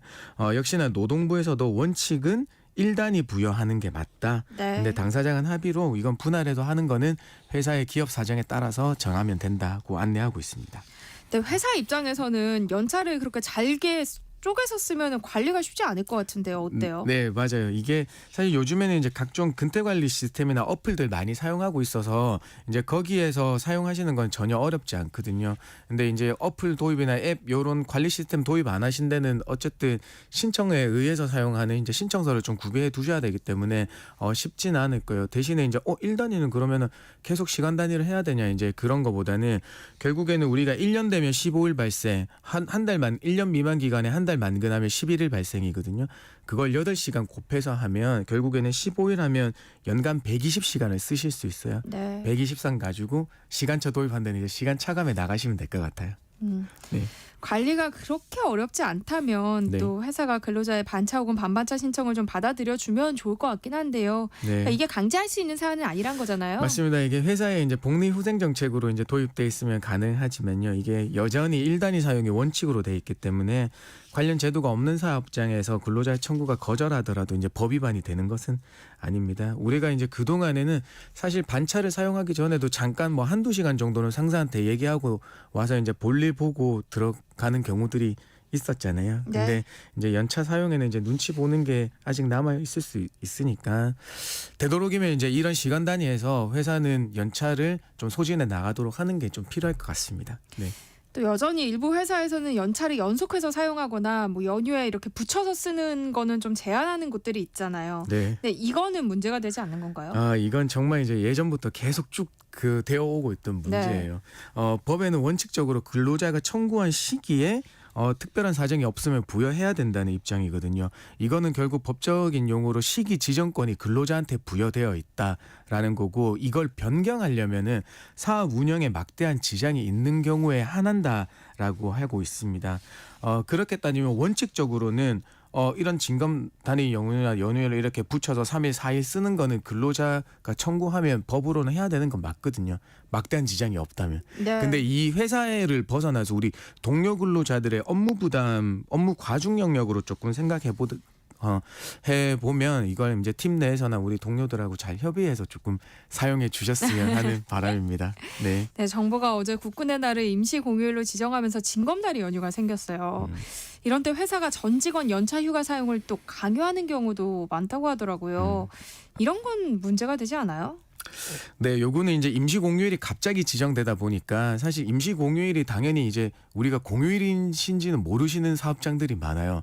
그러니까 우리는 근로기준법에서 강공소 공휴일에 대한 규정에 따라서 휴일을 하도록 있으니까 이 갑자기 정해진 국가에서 정한 임시 공휴일 역시 휴일이 하루 더 생긴 걸로 이해해 주시면 되겠어요. 네. 그다음에 우리가 사용하는 이제 전체 연차, 단체 연차라고 하는데요. 우리가 법에서는 이걸 그 근로자 대표의 서면 합의에 의해서 연차 휴가로 대체할 수 있도록 하고 있거든요. 그래서 개인적으로는 사용하기 싫더라도 근로자 대표와 서면 합의가 있다면 사용을 해 주셔야 돼요. 네. 네. 또 연차를 모두 소진하는 식으로 실제 퇴사일을 미루는 경우도 있는데요. 이건 역시 협의 사항인 거예요? 그렇죠. 여기에 대해서는 뭐 왈가왈부하는 이게 논쟁이 조금 많기는 합니다. 사실 이제 재직 중이라면 아까 말씀드린 시기 지정권이 있기 때문에 근로자가 사용한 시기에 연차를 사용하시는 건 맞다고 생각해요. 그런데 우리가 마지막 근무일까지 근무하면 우리가 근로관계가 종료되기 때문에 법적으로는 우리 사용자가 그달에 급여하고 많은 연차 수당을 만약에 그 지급기를 연장의 합의가 없는 이상 퇴사일로부터 14일 이내에 지급하면 되거든요. 그래서 이 퇴사일을 미루는 걸로 해서 연차를 사용하는 걸 무조건 받아준다는 거는 논리에 맞지 않다고 생각합니다. 이게 뭐 회사가 당연히 받아주면 사용할 수 있는 거지만은 또 다른 이면에서 또 그 연차를 늘려서 연차를 사용해서 퇴사일을 미룸으로써 중간중간에 휴일이 있거나 이런 것처럼 연휴가 있는 경우에는 이 사람의 실제 연차 일수보다 더 많은 급여를 지급해야 되는 경우가 발생하거든요. 네. 이거는 조금 연차를 사용함으로 인해서 다른 불합리한 경우를 생기는 거니까 요거는 허용돼서는 조금 어렵다. 이렇게 말씀드리겠습니다. 그러니까 회사가 받아들이지 않으면 할 수 없는 맞습니다. 부분이거든요. 연차를 사용하지 못하고 퇴사를 한다면 또 연차 수당을 받아야 하잖아요. 네. 이거는 어떻게 계산해요? 사실 이제 우리가 근무 시간이 이제 8시간 기준이라고 하면 다 8시간으로 계산하는 거고요. 만약에 우리가 다른 요식업이나 다른 근로시간이 긴 사업장, 예를 들어서 한 하루에 10시간씩 근무하는 사업장이라고 하면 연차 썼으니까 10시간을 받아야 된다고 생각할 수 있는데 그건 아니고요. 연차 역시 일일 최대 인정 시간은 8시간 분입니다. 그래서 8시간보다 물론 적게 일하신다고 하면 일일 이 시간 그러니까 근로시간분이 되겠죠. 그래서 이거는 계산은 통상시급 곱하기 8시간 또는 뭐 일일 근로시간분이 되겠고요. 그다음에 곱하기 연차 미사용 일수로 해주시면 되겠습니다. 최근 코로나19가 다시 확산되면서 직장인들이 혼란스러워하고 있다는 얘기가 들려요. 네. 어떤 상황인 거예요? 예전 같았으면 이제 코로나19에 걸리게 되면 자가격리가 의무였잖아요. 네. 그러니까 연차로 사용하지 않고 그 회사가 이제 유급으로 처리하면 지원금이 나오게 되는데 이제 그런 제도들이 다 없어졌습니다. 유급 처리 근거가 없어져서 그래서 간혹 확진자들의 회사가 이제 코로나19로 격리됐으면 연차를 강요하는 경우가 나타나고 있는데요. 네. 계속 말씀드리지만 연차 휴가는 근로자가 원하는 시기에 근로자의 청구에 의해서 사용하게 되는 겁니다. 그러니까 코로나19로 격리 지금 몸이 아프다고 해서 연차를 강제로 소진케 하는 거는 또 다른 이제 시기 지정권을 방해하는 거기 때문에 법 네. 위반이 되게 되겠습니다. 그래서 방법은 결국에는 이제 이 근로자분이 어쨌든 병가가 있는 곳이면 병가 제도를 활용하면 되겠지만 그게 없는 사업장이라면 무급 처리를 하거나 아니면 연차를 사용해서 그냥 그 유급으로 하든가 요 둘 중에 하나를 선택해 주셔야 되겠어요. 네. 만약에 그러면은 유급 안 해준다 그러면 출근하면 되는 거예요? 그렇죠. 요즘에 코로나의 격리 의무는 없어졌잖아요. 그래서 대개 보면 사실 이제 이게 대기업 같은 경우에는 이런 거 알리고 병가 제도가 있는 데는 하는 거지만 정말 소기업 같은 경우에는 네. 그냥 그거 아니면 무급 처리한다고 하니까 결국에는 그거 그냥 숨기시고 아프신데도 일하시고 그러시는 분들이 있긴 해요. 네. 네. 또 남성분들은 예비군이나 민방위 훈련에 가게 되잖아요. 근데 이때도 연차 사용을 강제하는 경우가 있다고 하더라고요. 네. 이거는 법 위반 아니에요? 이건 법 위반이에요. 네. 왜냐하면 우리 근로기준법 보면 이제 그걸 명확하게 알려드리면 사용자는 근로자가 근로시간 중에 선거권, 그 밖에 공민권 행사 또는 공익 직무를 집행하기 위해 필요한 시간을 청구하면 거부하지 못한다고 돼 있어요. 네. 이게 분명 없이 예비군이나 민방위 훈련은 공의 직무를 수행으로 봐야 되는 거거든요. 그래서 연차 휴가는 근로 의무가 있는 날에 사용하는 거예요. 그러니까 이거는 법에 예비군 훈련이나 민방위 법에 의해서 공의 직무를 수행하는 거니까 네. 근로 의무를 면제받는 거거든요. 그래서 연차를 사용하게 할 수 없다라는 겁니다. 그러니까 예비군 훈련이 공가에 해당된다고 네. 하면 훈련 기간에도 임금 받을 수 있는 거죠? 네, 맞습니다. 이건 예비군법하고 민방위법에서 정해놨어요. 사용자는 고용된 자가 예비군 대원으로 훈련받을 때 그 기간을 휴무로 하거나 불합리한 초월을 해서는 안 된다고 규정해놓고 있거든요. 네. 그래서 그 법의 근거로 해서 유급 처리가 되는 겁니다. 만약에 예비군 훈련이 8시간 넘게 진행될 수도 있잖아요. 그러면 네. 일일 근무 시간을 넘기게 되는 건데 네. 그러면 연장 수당도 받을 수 있어요? 그렇진 않아요. 왜냐하면 네. 이제 기업에서도 8시간까지만 인정해 주라는 거고요. 대신 더 중요한 건 뭐냐면 빨리 예비군 훈련 마칠 때가 있거든요. 근데 그때 노동부 해석이 재밌는 게 있는데 네. 빨리 마치면 회사로 돌아가서 나머지 소정 근로 시간을 채워야 한다라는 유권 해석이 있어요. 그래요? 네. 그런데 대부분 회사에서는 이제 봐주죠. 그런데 그렇죠. 네, 그래서 회사에서 오라고 하면 만약에 뭐 12시쯤 끝났잖아요. 그러면은 점심 먹고 회사 들어와라고 하면 가야 돼요. 그건 또. 그렇군요. 네.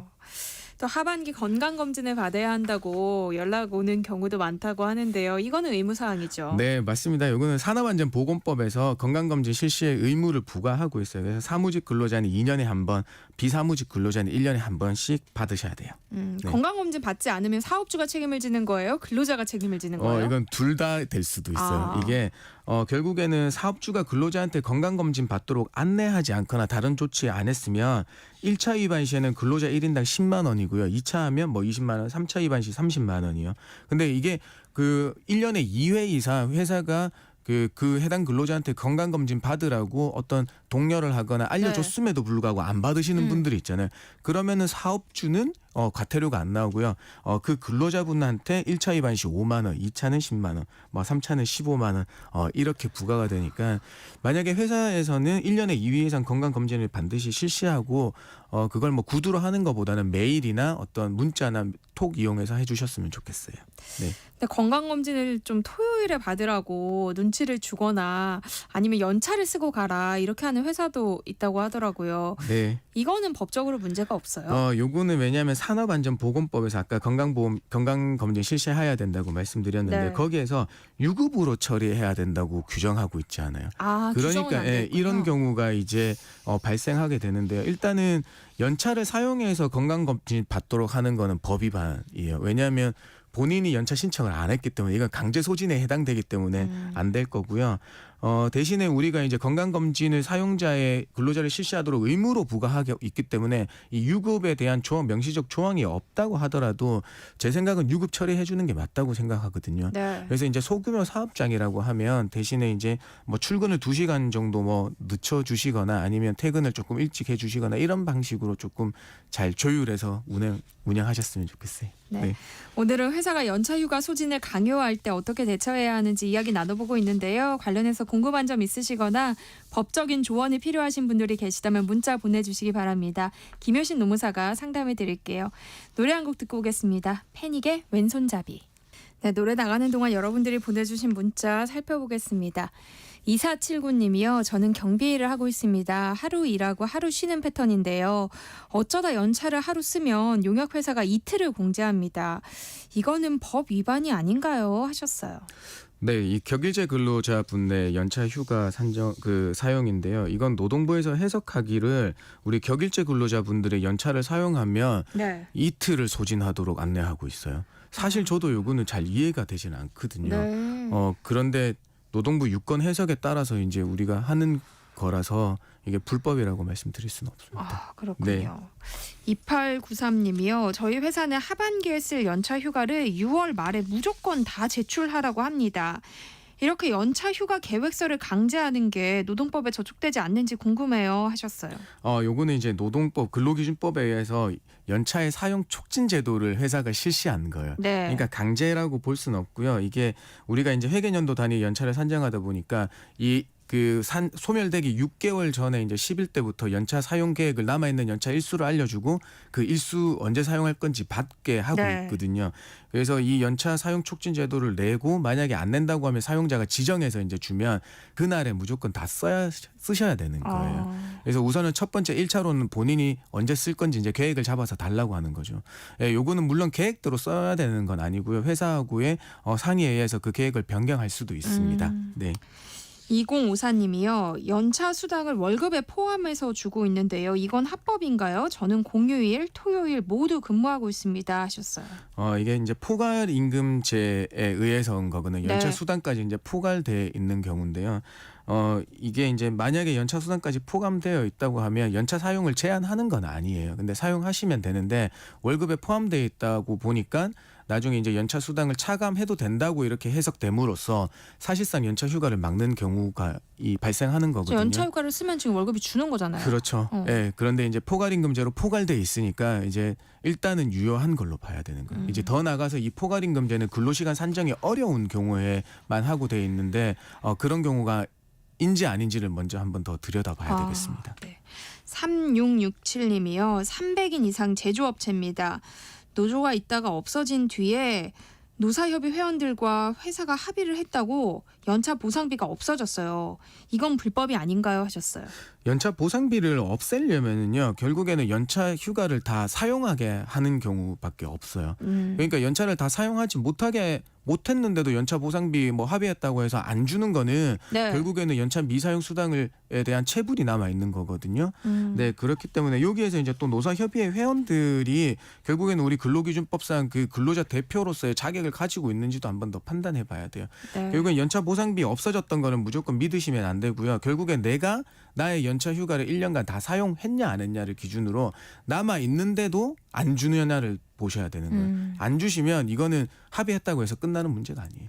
그러니까 이게 비슷한 문제가 요즘 연차 휴가 촉진제를 악용하는 사례들이 많은 것 같아요. 그러니까 맞습니다. 사실 네. 도저히 휴가를 쓸 수 없는 상황인데도 회사가 연차를 쓰도록 강요를 하고 네.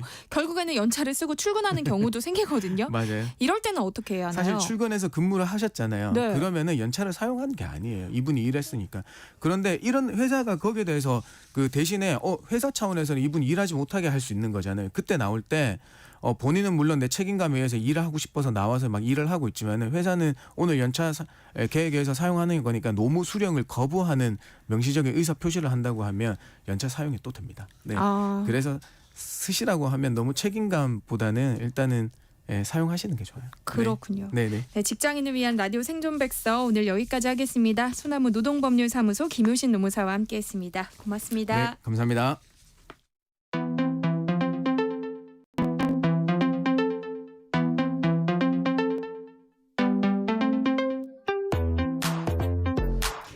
네, 매주 수요일 세모정 담당 PD가 직접 체험한 세상의 모든 트렌드를 알려드립니다. 오늘은 강소연 PD와 함께합니다. 어서 오세요. 안녕하세요. 네, 오늘의 주제는 뭐예요? 오늘의 주제는 요즘 세대의 결혼식입니다.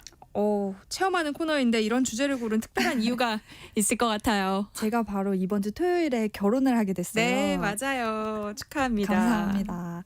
그래서 가장 가까운 체험 삶의 현장인 제 결혼 이야기를 통해서 요즘 세대들의 결혼 준비 모습을 소개해드리려고 해요. 네.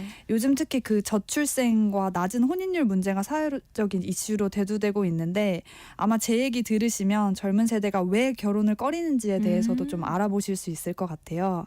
이 코너를 준비하면서 KBS 시사기획 창 472회 우리의 험난한 평균 결혼식 이 방송을 참고를 했는데요.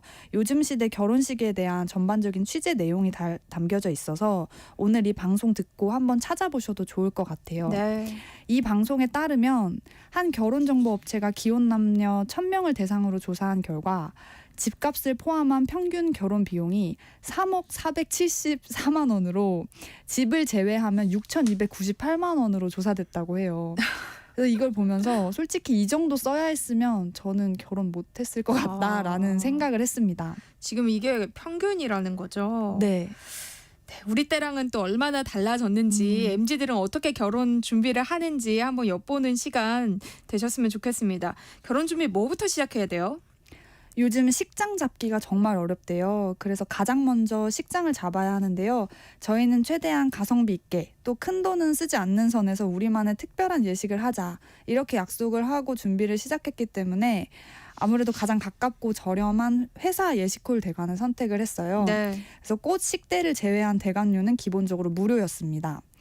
코로나 여파로 5년 새 예식장이 한 200여 곳이 사라졌다고 해요. 그래서 식장 예약하기가 요즘에 하늘 별따기라고 하는데 제 여동생이 올해 3월에 결혼을 했거든요. 여기도 자리가 남는 게 거의 없어서 간신히 구했다고 해요. 여동생의 경우를 보면 식대를 제외하고 대관료만 630만 원 정도 들었다고 하고요. 근데 여기에 이제 뭐 꽃을 추가한다거나 연주곡을 변경한다 뭐 이런 경우에 또 추가금을 내야 돼서 이 옵션이 굉장히 많다고 들었습니다. 그 가격이 식장에 따라 아마 천차만별일 텐데요. 그 고급진 호텔 예식장 같은 경우는 토요일 기본 견적이 8천만 원 후반대부터 시작을 한다고 해요.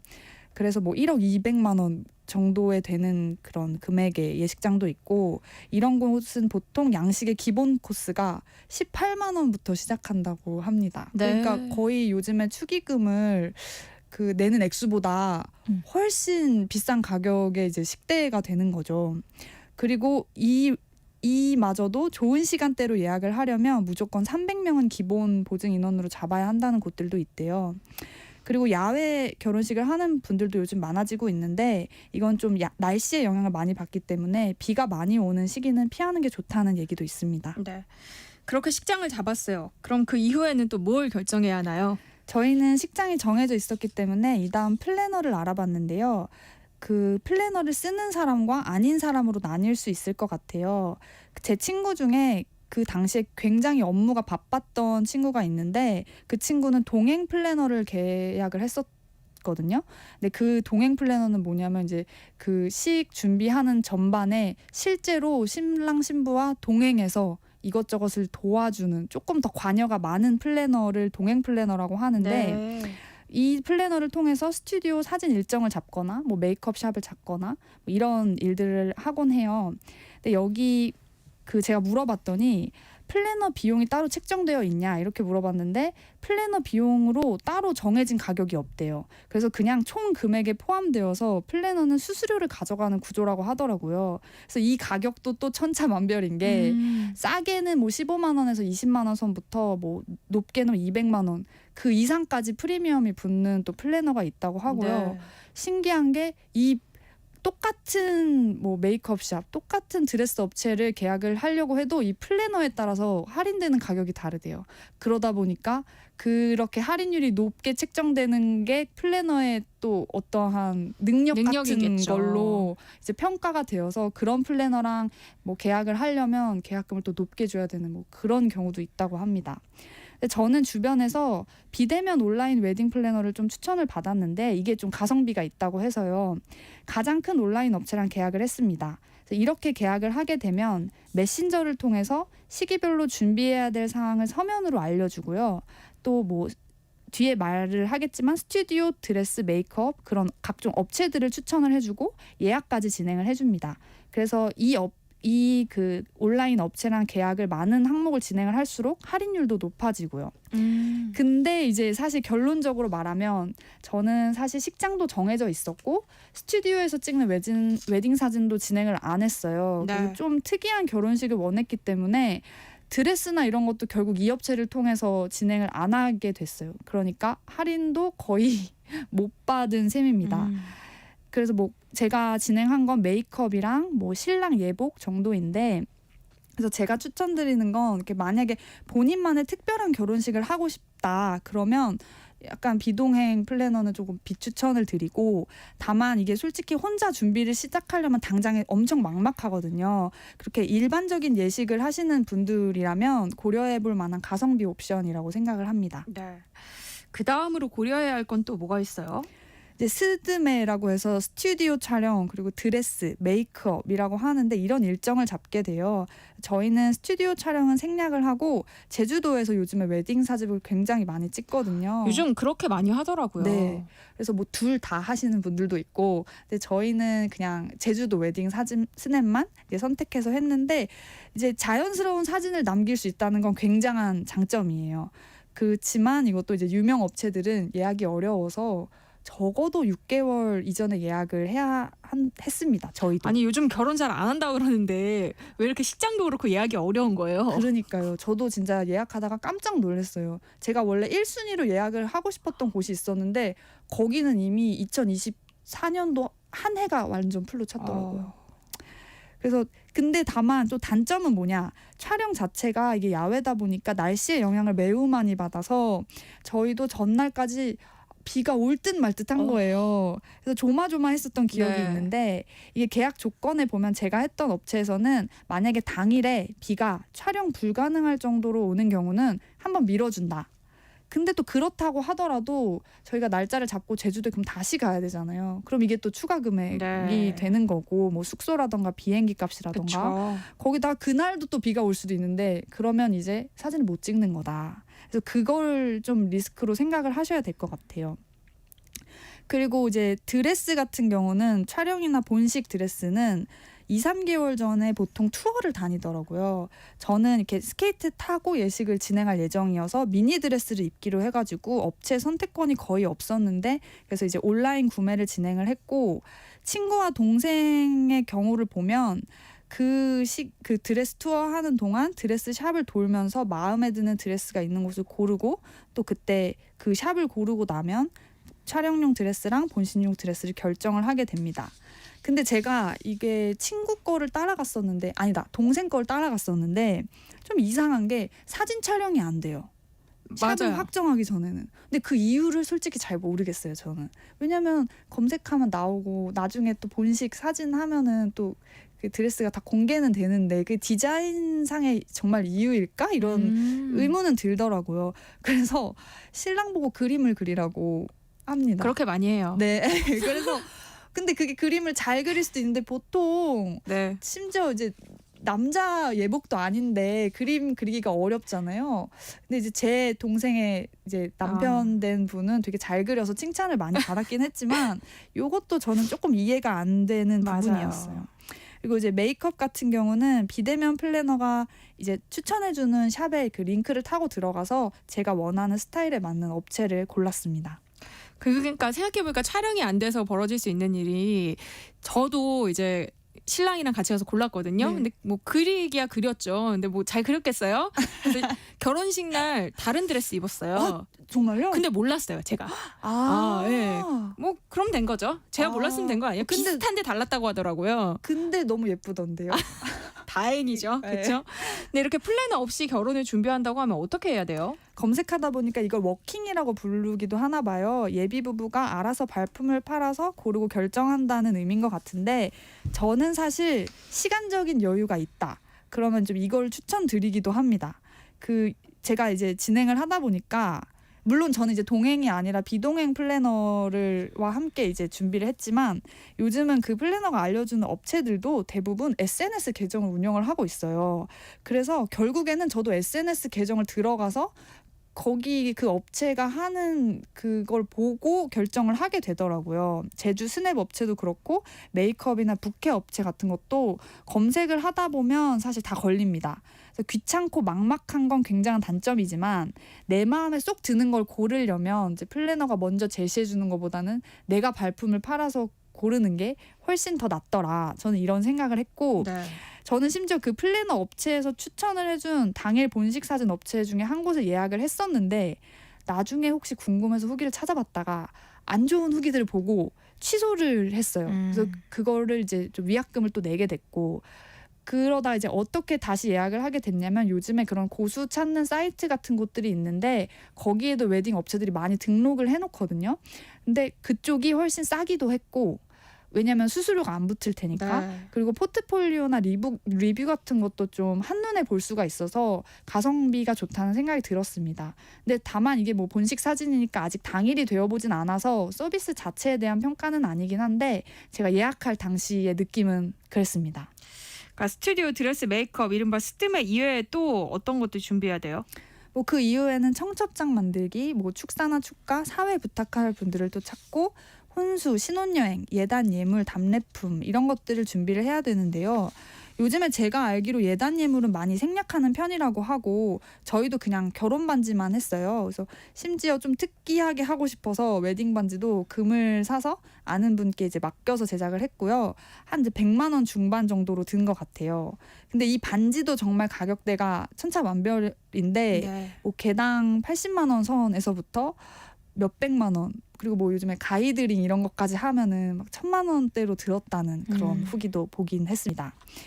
예복은 한 20만 원, 25만 원 선에서 맞췄고 혼주 한복은 한 25만 원씩 했는데 그러니까 이때도 느꼈던 게 처음에 알아봤던 한복 업체는 40만 원을 불렀어요. 여기가 그 예복 업체랑 연계되어 있어서 바로 위층이라 올라가 봤는데 40만 원을 불렀는데 그 이후에 좀 싸게 할 만한 데가 있을까 하고 주변에 이렇게 추천을 받아봤더니 이제 강남이 아닌 좀 먼 곳에 있는 되게 좋은 업체인데 거기서는 25만 원에 해주더라고요. 그리고 퀄리티도 나쁘지 않았어요. 그래서 확실히 웨딩 업계가 좀 거품이 있다라고 느낄 수 있었습니다. 그러니까 발품을 팔수록 그 거품을 좀 걷어낼 수 있다 이런 뜻인 거죠. 네. 그럼 강 PD는 결혼 준비하면서 뭐가 가장 어려웠어요? 그러니까 이게 뭐 보통 이렇게까지 얘기해도 되는지 모르겠지만 웨딩업계의 횡포. 그러니까 계약금을 꽤 많이 걸게 돼요. 뭔가 하나 예약을 할 때. 근데 중간에 취소할 경우에는 심지어 그 서비스를 이용하지 않고 몇 개월이 남았음에도 불구하고 취소할 때 금액을 거의 다 못 돌려받는 경우가 태반입니다. 제가 그 드레스 샵이 너무 없다 보니까 웬만큼 안전한 데서 일단 계약을 해서 돈을 다 냈어요. 근데 이게 나중에 보니까 좀 마음에 안 들더라고요. 그래서 환불을 문의했는데 그때 한 이제 2-3개월 남았음에도 불구하고 돌려받을 수 있는 금액이 거의 없었습니다. 근데 이런 경우는 그래도 양반이라고 하고 아예 돌려받지를 못하거나 아니면 이제 업체가 아예 촬영한 사진이나 영상을 주지 않고 사라져버리는 일들도 있다고 해요. 그래서 올해 상반기에만 그 예식 결혼 준비 대행 서비스 피해 구제 신청이 387건이 들어왔다고 하고요. 5년간 있었던 일로 보면 한 2,800건 이상이 된다고 해요. 이게 근데 이제 개인에게는 가장 인생에서 어떻게 보면 중요한 날 중에 하나가 될 수 있는데 이런 일이 있으면은 굉장히 속상할 것 같다는 생각을 했어요. 그리고 계속해서 붙는 추가금도 문제입니다. 이게 꽃장식만 해도 이제 추가할 때마다 몇십 몇백 단위로 추가금이 붙어서 저도 그냥 웬만한 곳에서는 꽃을 다 뺐고요. 그러니까 이게 인생에 한 번뿐인 이벤트라고 생각을 하고 또 쓰는 금액의 단위가 다 크다 보니까 원치 않는 지출이 좀 늘어나는 거는 있는 것 같아요. 그래서 자기가 뭘 원하는지 좀 정확히 파악하고 그렇게 결정해야 후회가 남지 않는 것 같습니다. 제 친구 같은 경우에는 스드메에만 800만 원에서 한 1,000만 원 정도를 썼다고 하는데 나중에 돌이켜서 생각해보면 좀 돈이 아깝고 허망하다. 왜냐면 기억을 아무도 못 하더라. 이런 얘기도 했거든요. 네. 그리고 이제 또 제가 아까 말씀드렸듯이 미리 알아는 보되 선택은 미룰 수 있을 때까지 최대한 미루는 게 위약금을 아낄 수 있는 방법이 아닌가 싶습니다. 결혼 건수가 줄어드는 것도 이런 결혼식 문화와도 관련이 있는 것 같아요. 저는 그렇게 생각하고 많은 분들이 그렇게 생각하시는 것 같은데 통계청이 발표한 우리나라 혼인 건수가 2013년 32만 2천 건이었는데 2023년에 19만 3천 건으로 40%가 줄었어요. 그러면서 결혼하지 않는 첫 번째 이유로 꼽은 게 결혼 자금 부족이었습니다. 결혼을 하고 싶어도 사회적인 비용 때문에 결혼을 못하는 사람들이 많다는 건데요. 그러니까 이런 이유 때문에 내년부터는 뭐 결혼하는데 드는 비용도 가격 표시제를 적용한다고 하는데 그렇지만 이게 추가금에 대한 제재가 없어서 업체들이 꼼수를 부릴 확률이 높고요. 네. 그래서 이런 제도 정비가 필요하다는 지적도 나오고 있습니다. 그러니까 뭐 결혼식이 왜 부담되는지 또 결혼식에 대해 어떤 생각을 갖고 있는지 주변의 이야기도 한번 들어봤는데요. 결혼식에 대한 생각을 해보신 적이 있으세요? 굳이 결혼식을 하지 않겠다는 마인드는 아닌데 하는 것 자체가 부담스럽기도 한 게 사실이에요. 어떤 면이 제일 부담스럽게 느껴지세요? 결혼 자체로는 아무래도 집값 부담이 제일 큰데 그냥 결혼식으로 놓고 보면 결혼식장 식대, 결혼식장도 1년 전에 잡아야 한다. 그리고 요새 얘기 들어보면 결혼식 하루를 위해서 본식 스냅도 따로 잡아야 되고 결혼 전에 스튜디오 촬영 많이 하는데 요새 그건 당연한 거고 플러스 제주도에 가서 스냅 촬영도 해야 되고 근데 그것만 해도 100, 200 든다고 들었는데 그렇게 다 모으다 보면 많이 드니까 부담이 될 것 같은데 또 남들 다 한다니까 하고 싶을 것 같고 그래서 경제적인 부분에서 걱정이 되는 것도 있어요. 전통적으로 하는 그런 결혼식 과정 중에 좀 힘을 빼거나 아니면 어디는 힘을 주고 싶다 이런 선호가 있으실까요? 그래도 요새 예단 같은 건 많이 안 하지 않나요? 그런 건 안 할 것 같고 힘을 다 빼야 서울에서는 집을 구할 수 있으니까 뭐 뺄 수 있는 건 다 빼야겠죠. 그럼 요즘 세대는 그러니까 결혼식 자체보다는 신혼여행에 힘을 주는 경우가 많다 이런 얘기들도 많이 하는데 만약 하게 된다면 식은 뭐 그 하루에 한두 시간이고 하객들은 잘 기억도 못 하잖아요. 사진도 나중엔 안 본다고 하고 그냥 신혼여행 한 번뿐이니까 좋은 데 가서 푹 쉬다 오고 싶어요. 제가 좀 기대를 많이 했나 봐요. 시간이 저 때랑은 많이 지나가지고 솔직히 더 많이 간소화됐을 거라고 생각했거든요. 결혼식의 허례허식이. 근데 좀 아직은 그대로인 것 같다라는 느낌도 드는데요. 결혼을 준비해온 당사자로서 강조하고 싶은 내용이나 또 조언하고 싶은 부분이 있다면 정리 말씀 부탁드려요. 일단 저는 남들처럼 꼭 해야 된다는 걸 많이 내려놓고 시작했다고 생각했는데 근데 이게 또 인생에 한 번뿐일 수 있다고 생각하니까 자꾸 욕심이 나더라고요. 네. 그래서 저는 이미 미리 합쳐서 살고 있어서 혼수나 집 걱정을 안 한다고 했는데도 또 부담인데 그것까지 생각을 해야 되면 정말 이제 엄청난 지출이 있을 것 같고요. 네. 이런 이유로 요즘 젊은 사람들이 결혼을 많이 미루는 것 같아요. 근데 요즘에 무료로 예식 공간을 개방하는 곳이 많아졌습니다. 국립중앙박물관, 국립민속박물관, 국립현대미술관 같은 국립시설 5곳이랑 덕유산 국립공원 잔디광장 같은 국립공원 야외 공간도 이제 무료 대관이 가능하다고 하는데요. 그러니까 뭐 한 몇십만 원 정도 드는 것 같아요. 저라면 국립현대미술관 결혼식 한번 꼭 해보고 싶은데 이 기사가 제가 신청한 이후에 나와가지고 저는 할 수가 없게 되었어요. 그러니까 요즘은 결혼식 자체를 하지 않고 혼인신고만 하는 노웨딩족도 늘어나곤 있는데 네. 혹시나 싸고 의미 있는 결혼식 원하시는 분들이면 찾아보셔도 좋을 것 같습니다. 네, 오늘은 강 PD와 함께 요즘 세대 결혼식에 대한 이야기 나눠봤습니다. 결혼 잘하고 돌아오세요. 오늘 말씀 고맙습니다. 감사합니다. 네, 세상의 모든 정보 여기서 마무리하겠습니다. 끝으로 이소라의 청혼 들으시고요. 저는 내일 다시 찾아뵐게요. 지금까지 아나운서 전주리였습니다. 고맙습니다.